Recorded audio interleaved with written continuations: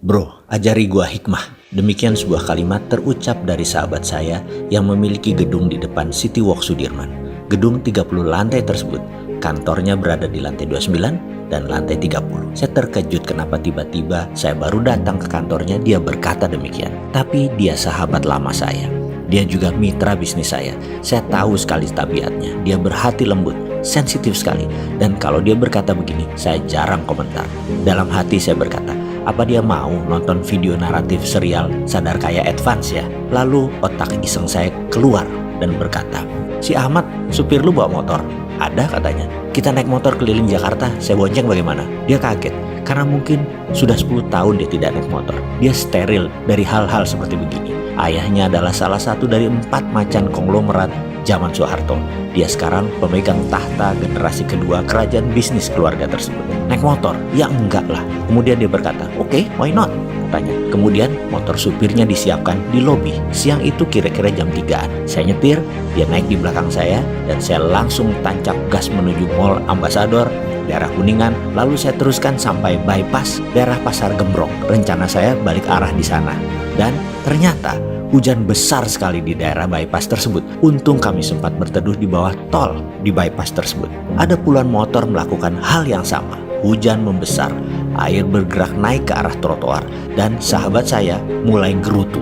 Sialan lu, basah nih gue. Di samping kami, seorang ayah dengan anaknya kira-kira berusia 10-12 tahunan berdiri merapat kedinginan. Air mengenang naik cepat sehingga sejajar trotoar tempat kami berdiri. Tiba-tiba ada mobil dengan kecepatan tinggi di dekat kami membuat siraman air kotor muncrat membasahi hingga tubuh kami. Semua orang menghujat seketika termasuk sang anak kecil tadi. Nampak sang ayah menenangkan dirinya.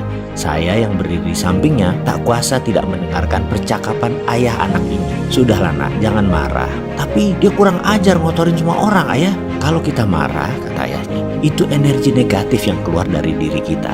Dan ingat, dunia ini bulat. Dan sekali lagi, energi itu kekal. Sekali energi itu tercipta, mereka akan terus ada. Dan karena kehidupan ini berputar, energi itu akan kembali ke diri kita sendiri. Saya terdiam, termangu mendengarnya. Begitu juga sahabat saya yang berdiri tepat di samping saya. Sang ayah melanjutkan, mulai sekarang kamu harus bisa mengeluarkan energi hanya yang positif. Misalnya doakan orang tadi agar selamat sampai ke rumah dan ikhlas dalam berdoa.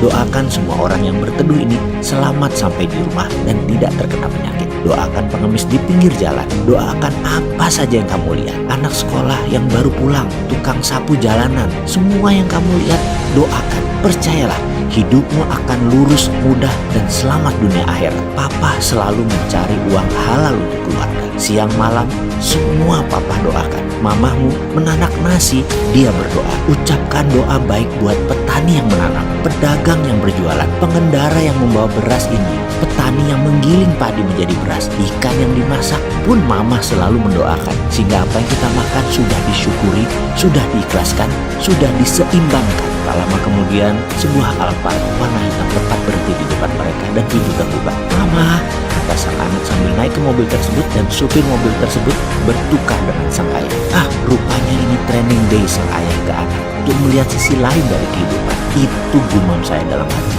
Entah mengapa saya merasa malu teramat sangat. Saya tutup wajah saya dengan helm, menitik air mata saya dan berkata, terima kasih ya Allah, hari ini luar biasa, sebuah pelajaran yang saya dapat. Lalu saya melirik sahabat saya, ternyata dia lebih parah lagi. Dia menangis deras air mata sambil bergumam, sialan lu bro, lu apain gua? Sialan tuh bapak, kena gua. Gua belum jadi ayah yang baik, gua belum jadi orang yang berpikiran positif. Ya Allah, terima kasih, tobat hamba. Dan saya pun diam saja, menanti hujan reda. Jangan mempertanyakan kekuatan meminta. Begini ilustrasinya. Saya bertanya, seberapa Anda percaya dengan Allah? 100%? 200%? Atau tak terhingga? Oke, baiklah. Sekarang kita minta kepada Allah. Anda naik doa saat ini. Ya, saat ini juga hentikan nonton video ini dan berkata, ya Allah, saya ingin akhir bulan ini mempunyai uang 1 miliar masuk di rekening saya. Katakan kalimat itu berulang-ulang. Lalu diam sejenak sambil Anda merenung kalimat tadi. Pada saat hening, tahu-tahu di benak Anda berkata, dari mana uang 1 miliar? Kamu kan hanya pegawai negeri. Atau bagaimana dapat 1 miliar? Kamu kan cuma ibu rumah tangga. Atau Bagaimana dapat 1 miliar? Kamu kan hanya anak sekolah. Lalu mendadak kalimat tadi mendominasi pikiran, lalu pikiran mulai menyeletuk. Ya juga ya, dari mana ya? Kayaknya nggak mungkin deh. Kalau itu terjadi, selesai sudah. Kalimat itu ada dalam hukum alam yang namanya canceling our own pray. Meng-cancel doa kita sendiri. Kita sendiri yang meragukan diri kita sendiri. Kita sendiri yang meragukan Allah. Bisakah Anda percaya 100% bahwa hal itu akan terjadi? Bisa terjadi dan pasti terjadi. Bisakah Anda tidak cancel doa itu? Tidak ada keraguan sedikit pun bahwa itu bisa terjadi. Pertanyaannya, bisakah? Ini adalah permainan keyakinan. Ini adalah permainan ketakwaan. Inilah seni bertuhan. Inilah nikmatnya menjadi hamba Allah. Ketika keyakinan itu utuh, bulat, rapih, dan tekun, semua terjadi. Lalu ada lagi rahasia lain. Ada. Yaitu kita harus mengimplan bahwa saya kaya dan sudah kaya. Bukan akan kaya, tetapi sudah kaya. Memberi adalah kunci pertama. Selain memberi keluar, kita harus memberi ke dalam. Apa itu memberi ke dalam? Saya mulai menjadi manusia materialis. Setiap bertemu mobil mewah saya katakan ini mobil saya. Saya bayangkan ini ada di garasi saya. Rumah mewah saya akan bilang ini rumah saya. Lihat hotel mewah saya bilang ini hotel saya. Kemudian saya putuskan untuk berangkat berdua bersama istri untuk menikmati apa yang orang kaya lakukan. Dengan 100% uang di tangan saya buang semua. Karena saya tahu pasti baliknya utuh dan bertambah. Kami memutuskan menikmati tinggal di Como Sambala Resort di Ubud, Bali selama beberapa hari. Menikmati satu malam berharga puluhan juta tarifnya. Dan saya tidak peduli.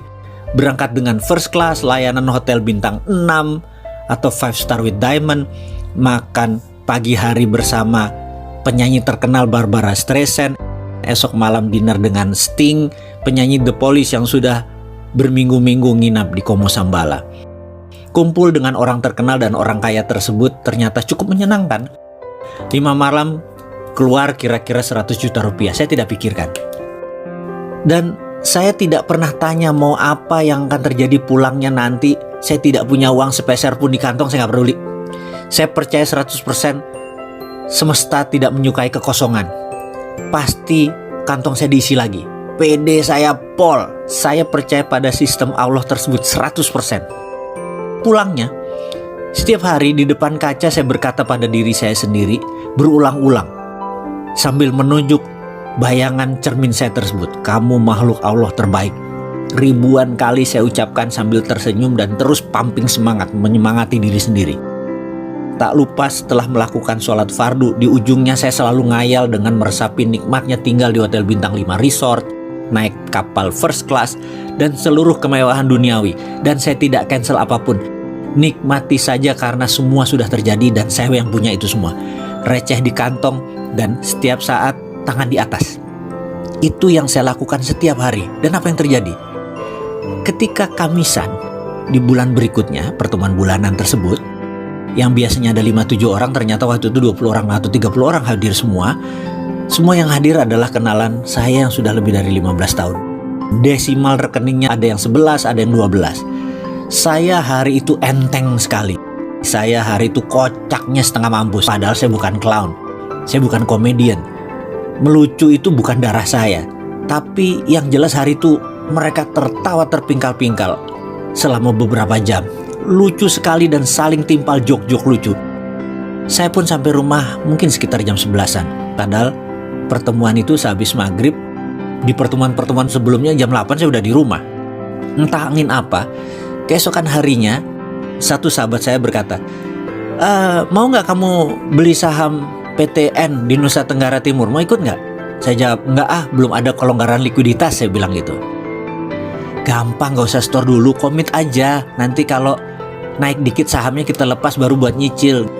Gampang dah modal. Jadi sulit dong saya tolak penawaran tersebut, ya saya ikut. Pertemuan bulan berikutnya, masuk yuk, ada Chinese restoran di Macau, ada posisi yang lokasinya bagus banget, dapat tempat murah karena dulu itu Italian restoran tutup, dengan sewa masih panjang, kita masuk gantiin dia buat Chinese food, modal gampang. Masih ada standby loan dari restoran lama, pokoknya kita berdelapan masuk, kita bagi rata ya, nggak usah pakai duit. Lalu percaya nggak, 6 bulan kemudian ada pengusaha Hong Kong naksir harga dan lokasi tersebut dibayar 2 kali lipat.